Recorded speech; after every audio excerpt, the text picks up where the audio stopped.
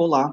Então, uma das grandes interrogações no campo da filosofia, quando nós falamos do problema antropológico, é a averiguação: será que o homem se constitui apenas da sua racionalidade?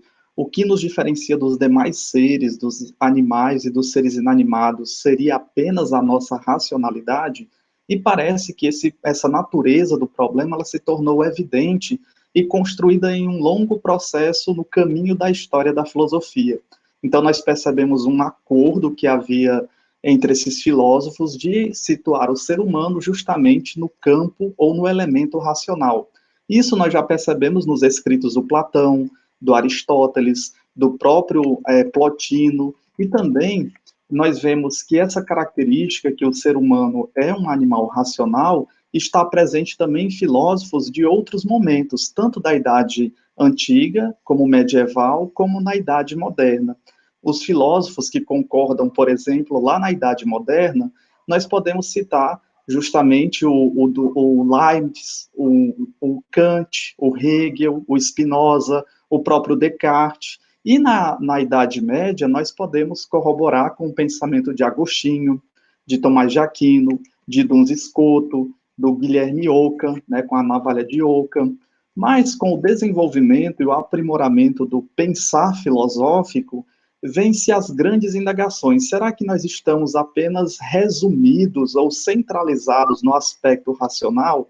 Então, outras dimensões, né, e manifestações tão típicas e fundamentais do ato de conhecer, de falar, de trabalhar, do jogar, do rezar, do amar, será que tudo isso está vinculado apenas à atividade racional? Ou seja, será que a nossa essência é apenas a atividade racional? Então, nós percebemos que existem novas antropologias que vão colocar outros aspectos do ser humano, desvinculando essa centralidade do aspecto racional. E nessas novas antropologias, nós vamos percebendo a inerência ou a percepção de outras atividades. Por exemplo, o Karl Marx ele vai centralizar o aspecto econômico, o que move a sociedade, o que move as relações sociais, o que move o ser humano, na sua essência, é a relação econômica. Já o Freud, o Sigmund Freud, ele vai dizer, não, nós somos desejo, nós somos impulso, e a partir da nossa libido, nós estamos nos movimentando, não é apenas o econômico também é movido pela nossa libidinosidade, né, pela nossa libido. Então, para o Freud, a centralidade que nós somos um ser libidinoso. Já o Heidegger, ele tenta situar o ser humano como um ser aí, um Dasein. A nossa existência ela está pautada de uma autenticidade. Precisamos ser autênticos diante do nosso breve existir, saindo assim da nossa inautenticidade. Já o Marcel vai pontuar muito bem que o ser humano é um ser problemático. Nós não somos apenas razão ou libido ou econômico, mas nós somos um problema, e um problema que, ao mesmo tempo, tenta resolver vários problemas, vai criando outros problemas, né? Com a natureza, com o ser humano, com o mundo. O Fink, outro pensador muito interessante para se pensar a antropologia filosófica, ele já corrobora que nós somos seres lúdicos, nós gostamos da fantasia, nós gostamos da imaginação, gostamos das brincadeiras. Então, a centralidade nessa proposta filosófica é justamente a questão lúdica. Ela é muito mais interessante do que o aspecto racional, do que o aspecto da libido, do que o aspecto do econômico.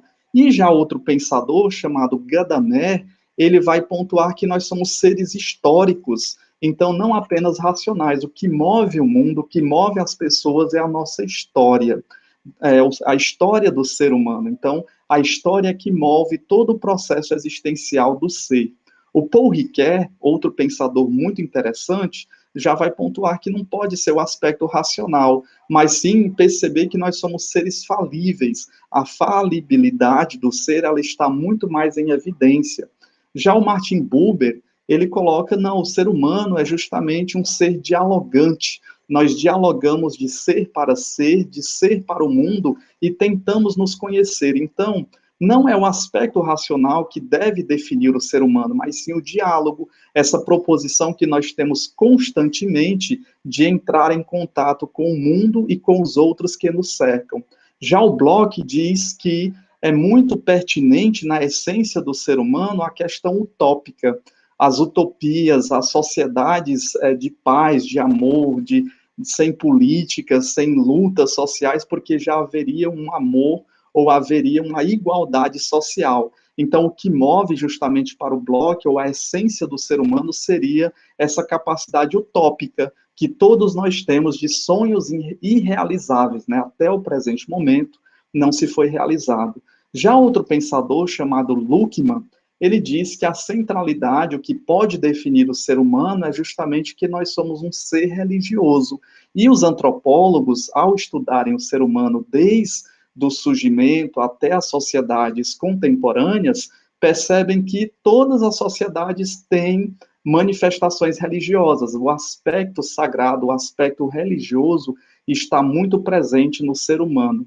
Temos também o Gehlen, que ele diz que justamente o ser humano é um ser não especializado, ele procura no seu breve existir especializações, o contato de entender o mundo, mas o que galga ou o que permanece no ser humano é a sua não especialização. O Eliade, outro pensador muito importante, principalmente quando nós vamos estudar a filosofia da religião, ele diz que o ser humano é um ser mitologizante.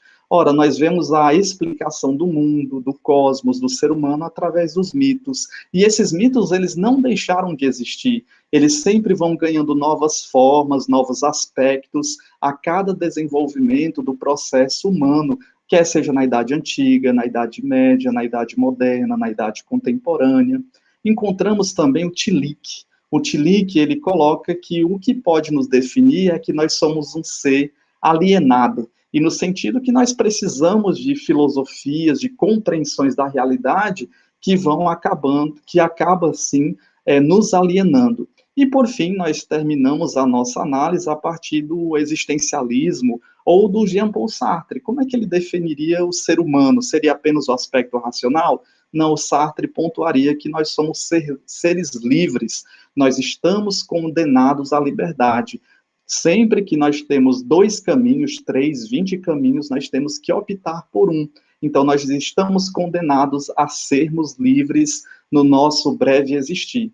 E o que é mais interessante é porque isso vai tirando o senso comum. O ser humano não é apenas o aspecto racional, mas, como já foi citado, o aspecto econômico, libidinoso da nossa libido. É um ser existente que se posiciona, é um ser problemático, um ser histórico, um ser falível, dialogante, utópico, religioso, não especializado, mitologizante, alienado, enfim, um ser livre. E é muito interessante trabalharmos numa perspectiva antropológica ou do problema antropológico para a filosofia, nessas várias perspectivas, porque isso enriquece o nosso conhecimento.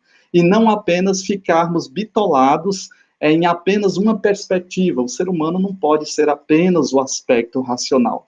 Então, nós percebemos que as antropologias, elas têm as suas multiperspectivas, como foram citadas, e é muito mais preferível justamente explorar essa diversidade de perspectivas do que apenas um único ponto de vista.